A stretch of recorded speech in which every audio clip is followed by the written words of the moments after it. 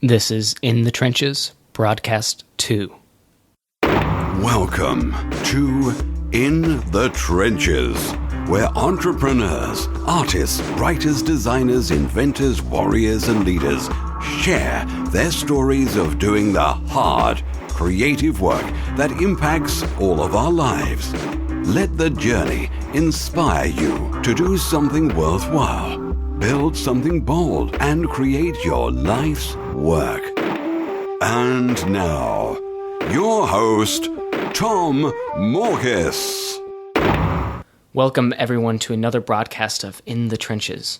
Today, we'll be talking about instigating creative entrepreneurship and creating something worthwhile with AJ Leon. AJ is the founder of Misfit Inc., where he helps brands take over the world. AJ is a writer, designer, entrepreneur, humanitarian, and nomad. You can find out more about his business at misfit-inc.com and read about his travels at his personal branded website, aj-leon.com. AJ and his wife Melissa are currently on a mission to travel across the world in 1,080 days. You can follow along at pursuitoferything.com. AJ also produces Misfit Quarterly, a creative arts journal dedicating to showcasing the work of artistic carriers of the Misfit flame. The digital edition is free, but AJ also does a limited release run of the print version, something I'm a proud subscriber of. If you're interested, check out misfit-inc.com/quarterly. And again, all of this will be listed in the show notes. So thanks so much for being here with us, AJ. And let's start with your backstory, where you've been, what you've done, and where you're at right now in your creative entrepreneurship journey. Sure, yeah. I mean, about 5 years ago, it was 4 days, 4 days before I was supposed to get, before I was going to get married as well. Mm-hmm. I was at the bitter, I was in the middle of a very successful career on Wall Street. I was a finance guy. And I had basically lived the life that I was supposed to live. I'd gone to pretty good university. I studied very hard, got great grades, went to the biggest firm, made a vertical leap to a bigger firm, and I found myself in a corner office in Manhattan looking out over a window and just crying. And the reason why is I was up for a promotion. And I realized at that moment I was about to get married, in 4 days and get this big promotion. And I knew that for the previous 5 years of my life, I'd been living a life that wasn't my own, and I realized that if I took that promotion, I was going to do it because what else do you do but go up? Right. I realized that I was going to be that dude for the rest of my life, and that the prospect of that terrified me much more than the prospect at that moment of paying rent the next month. So, in a brief moment of audacity, I walked out of my office. I walked out of my former life. I called my wife, my soon-to-be wife at the time, when I hit I hit the street in New York, and I told her I quit, and I've never turned back since. No, that's incredible. And for the listeners who aren't familiar with what you're doing right now, tell a little bit about where you're at, like literally, physically speaking, where you're at right now, what you're doing, and about your road trip. Sure. Yeah. At the moment, I'm taking 1,080-day trip around the world. So I'm traveling all around the world by land and sea. So I'm trying to see if indeed it is possible to travel around the world without taking a plane. We're having a blast. I'm on the first leg right now, traveling throughout the country. And this leg, I'm trying to get to all 8 Canadian provinces and 50 states. So yeah, I mean, I started that on my 30th birthday, which was August 16th of this year. And prior to that, I'd started a company called Misfit Inc., which is a creative agency, where we do web design and iPad app design and online marketing, for bigger clients. And we traveled quite a bit. My wife and I, we traveled to like 50 plus countries. But this year on my 30th birthday, I just wanted to, sometimes, Tom, you just want to go on a grand adventure. And this for me was that, the decision to go on a grand adventure and to try to complete something that just seems insurmountable. So that's what I'm doing. Yeah, for sure. And I think that resonates with all the listeners out there too. I think we all deep down want to have the courage really to go and do something kind of so audacious to a degree, but also very important, that you yourself can make that choice to go off and do something that's kind of, unconventional, but also kind of scary. And so my question to you on that would be, what would you say was the hardest part about starting that journey? What was the scariest thing for you? The most terrifying thing about this particular journey is that it might end in cataclysmic failure. I mean, right. There's all types of things that could go wrong. Seriously, it's not like, I mean, I've obviously breakdowns and going bankrupt just trying to do it is one thing. Another thing is, you're going through some places of the world that aren't that safe, So all types of things, man, all types of things, an untimely death, Sure.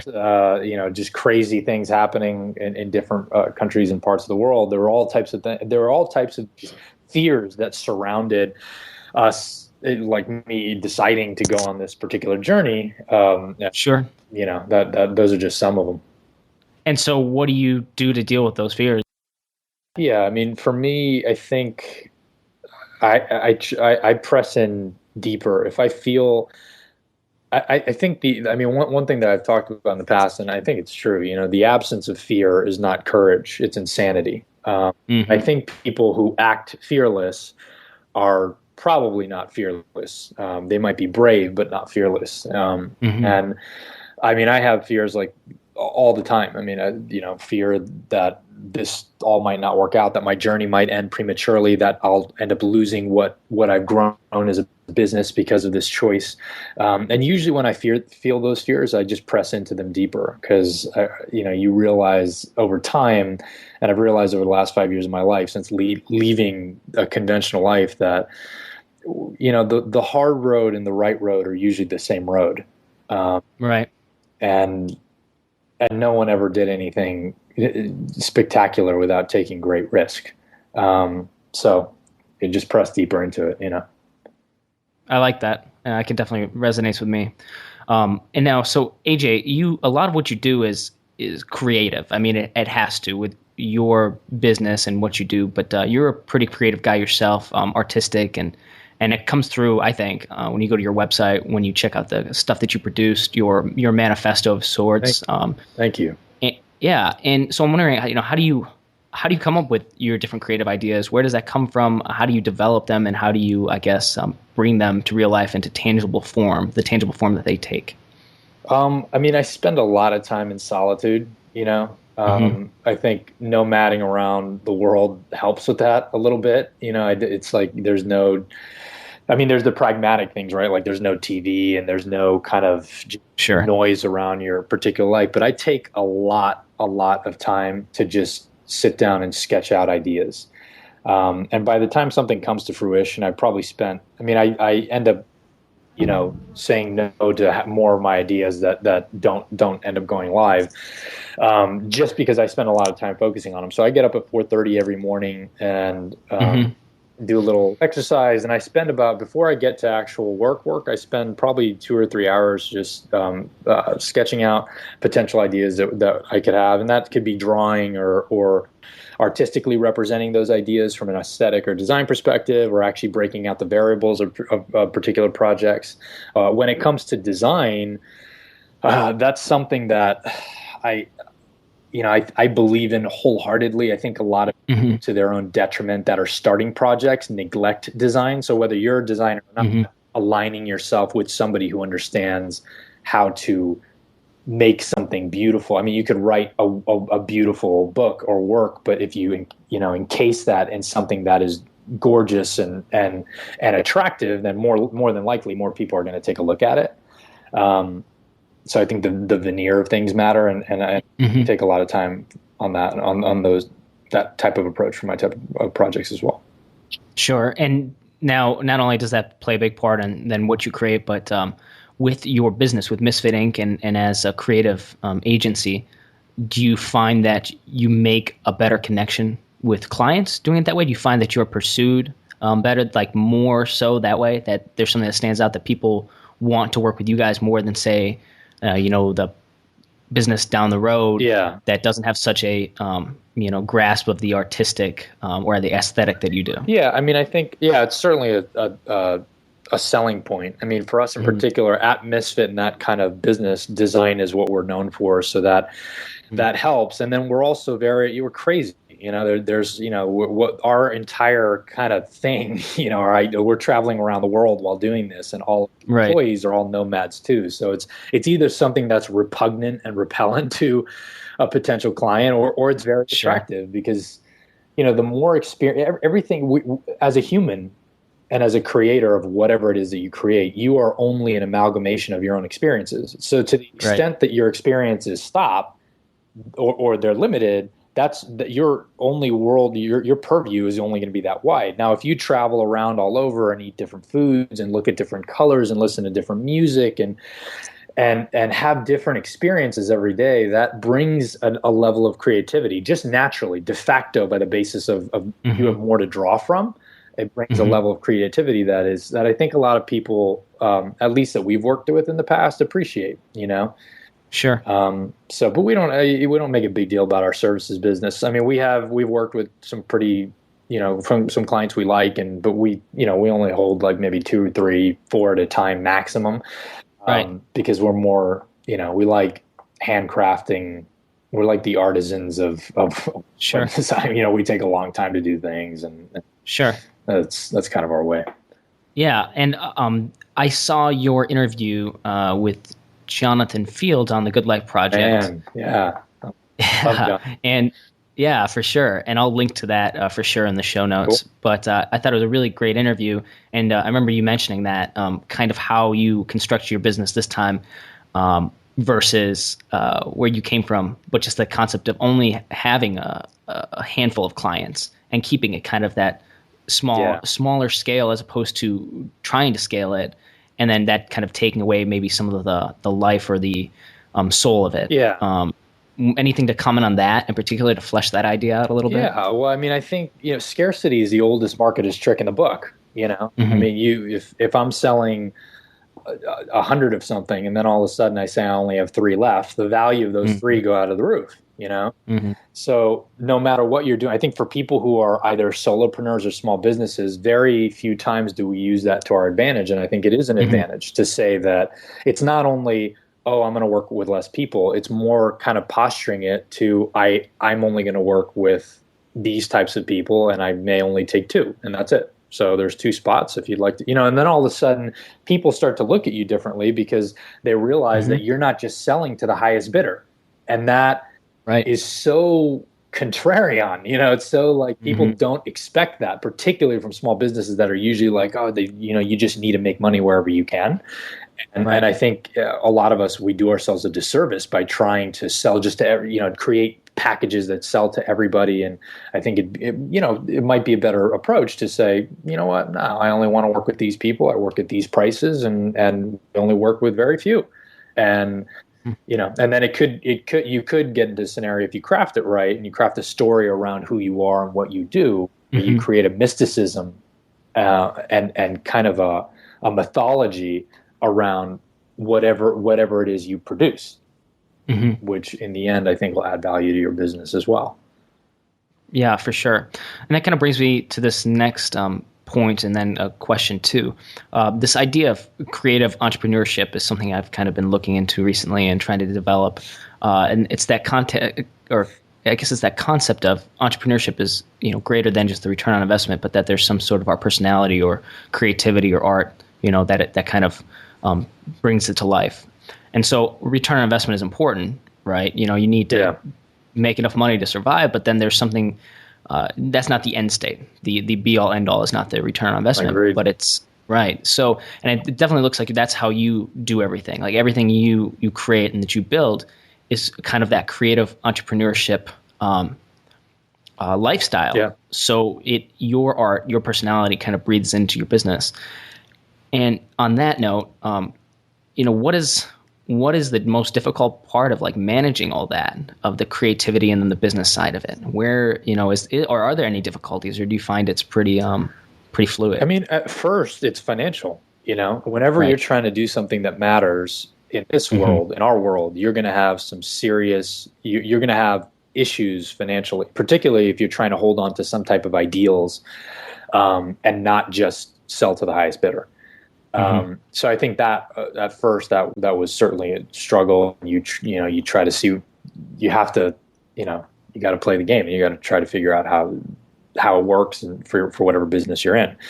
I think it ends up becoming a competitive advantage for a solopreneur or a small business that realizes that, like I love the term that you're using, Tom, creative entrepreneurship, because the reality is that in all of human history, there is only one you. There will never again, nor has there ever been, another person with your exact genetic mixture, your life experiences, your parents, your everything that makes you you. So you're so unique as a package that if you get to the essence of what it is that you represent on this earth and what you are placed here to do and what you believe as a human, then as a business, you're going to bake that. Once you simmer down to whatever that essence is, you can bake that into your business, and then it creates something that's very unique. That's very individual. Misfit, as like our example. If you go to Misfit and people kind of that know us and know what we do, everybody, that's kind of the same thought. Like, wow, that's weird. That's it's either weird or unique, but it's certainly not the same.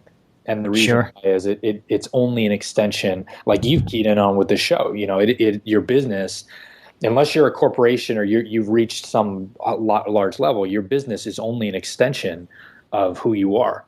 Yeah, that's great. That's awesome. I really like that explanation. So yeah, that definitely resonates with me, especially what you guys are doing with Misfit Inc. And with what you're doing right now at the traveling across the world in 1,080 days, how do you manage all of that? The travel, the writing, the business, the art, the social networking, social media. How do you manage all of it? I don't fucking know, dude. Honestly, I'm not going to say it's not challenging. It's not like we got it all together. It works out. Last month was particularly challenging because, in the middle of it's Christmas and we're driving across the country, and my the bus that we purchased and renovated and called the Pegasus broke down. I had to replace the transmission. It was like $5,000 and then replace another part, $2,000. And this is all like time. And then in the middle of all that, you can't really do work, and everything got put behind, so it's a challenge. But the only thing you can do, from my perspective, is I try to stay absurdly organized. I usually, like I said, I get up very, very early in the morning. I start my days early. I get my reading out, my writing out in the morning, all that kind of creativity before the day creeps in and starts to creep in on all your mental and creative energy. And then after that, you get to work with the logistics stuff and sure. But the one thing is, I don't, at least at this point in my life, I don't want to relent not one fucking inch. Right. I don't want to say, okay, I want to take this great grand adventure around the world, so I'm just going to pause everything else for a while as I do this. You know what I mean? Like right. And those thoughts, I had those thoughts this summer, as I was like, man, can we do this? And I'm not sure if we can launch all this stuff with this thing and our employees and the whole, and then I just thought, you know what? I'm not going to relent not 1 inch. This is what I want. And I'm going to live my life deliberately based on the choices that I make. Now, if everything crumbles in my hands, then at least it's on me, Yeah. And so here we are. So we'll do another interview, you and I, in 5 years, and we'll see how it went. Yeah, for sure. But man, kudos on having to go and do that and make that your mindset and to just go out there regardless of the consequences. I love that. You own it, you take responsibility for it, and you're drawing your own map. So kudos. I'm a big believer, man. And true greatness is only a reflection of the failure that is probable in the pursuit of it. There has to be there has to be a possibility that whatever you're doing may end in cataclysmic failure, or it's probably not really worth doing. AJ, yeah, that totally resonates with myself, and I know the readers of my blog and anybody that's listened to these podcasts before, that concept of there must be some sort of uncertainty. And actually, you talked to Jonathan Fields, Uncertainty himself, that guy that wrote that book, great book, and opened my mind to that idea that there has to be risk. Otherwise, it really I just don't know how it would work any other way. Otherwise, just fake. It's cardboard. But with the risk, it becomes real life. There's something worth doing. Absolutely, man. Absolutely. It's funny you're talking about Jonathan, because right after this call, right after this interview, I'm hopping on a video call with Jonathan to talk to him a little later. I love that guy. I love Jonathan Fields. He's a brilliant, brilliant man. Yes. Yeah. I love what he does too. Great stuff. Cool. Well, then I won't keep you too much longer, but I will, there's maybe one or two subjects I'd want to hit a little bit more. Cool. Yeah. Shoot. Yeah. So I guess before I get to my final question, which will be kind of an advice question, I'd ask, kind of going back to when you were making that transition between, continuing where you were in New York City and working at the job you were working to quitting.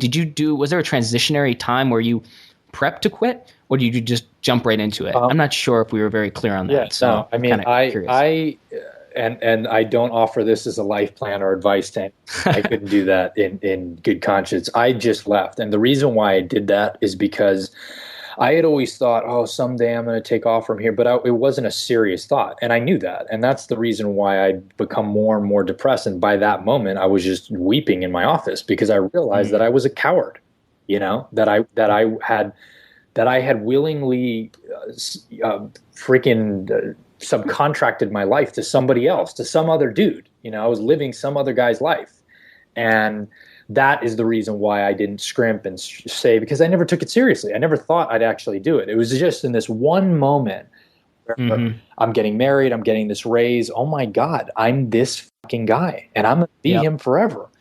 And that's why I left. Now, however, I would never suggest anybody do that. Wiser individuals than I, Pam Slim, a good friend of mine, writes about this type of stuff all the time. And I always refer people to her blog and her book, Escape from Cubicle Nation, because she talks about, giving yourself 6 to 18 months, planning, saving, testing the market, your side hustle while you're in a sure. You should definitely do that. Do not follow my lead. I am an idiot.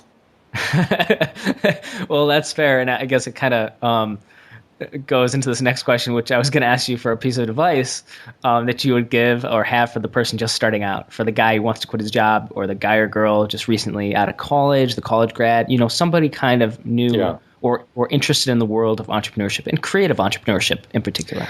I mean, the advice that I would give is, and this is kind of ironic, but don't listen to anybody. I think that right now there is, more than ever before, there's an absurd amount of propaganda out there in the world. And there are people that are well-intentioned that will tell you to live. They will, in a very well-intentioned, very loving way, guide you towards safety and security and compliance and complacency. And if you're graduating college right now, you should question all of that and don't just go marching into some job just because that's what you studied at college. I'd say sit down, write down, it'll take 3 or 6 months to write down and what you want your life to, your one and only life, what you want that to represent on this planet, what you want to accomplish, what you want to be different because you were here.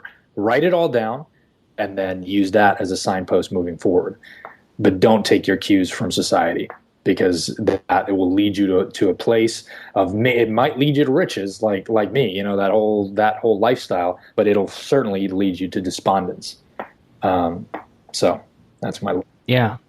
Great. Despondence, great word for it. And powerful. So yeah, I and the irony isn't lost on me too, when it comes to, the question of the piece of advice, but that's why I like hearing and why I like asking the question. 'Cause I think an answer like that is exactly the right piece of advice for anyone, is to go out and do what you think you want to do and you need to do.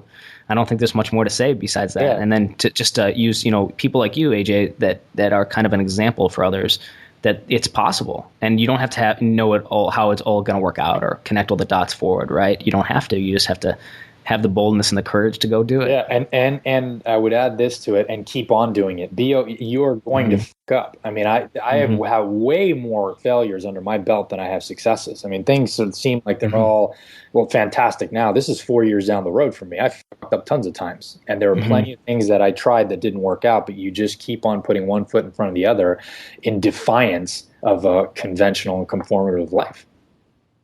Great. Well, that is a great note to end on, too. So, AJ, thank you so much for being here with us today.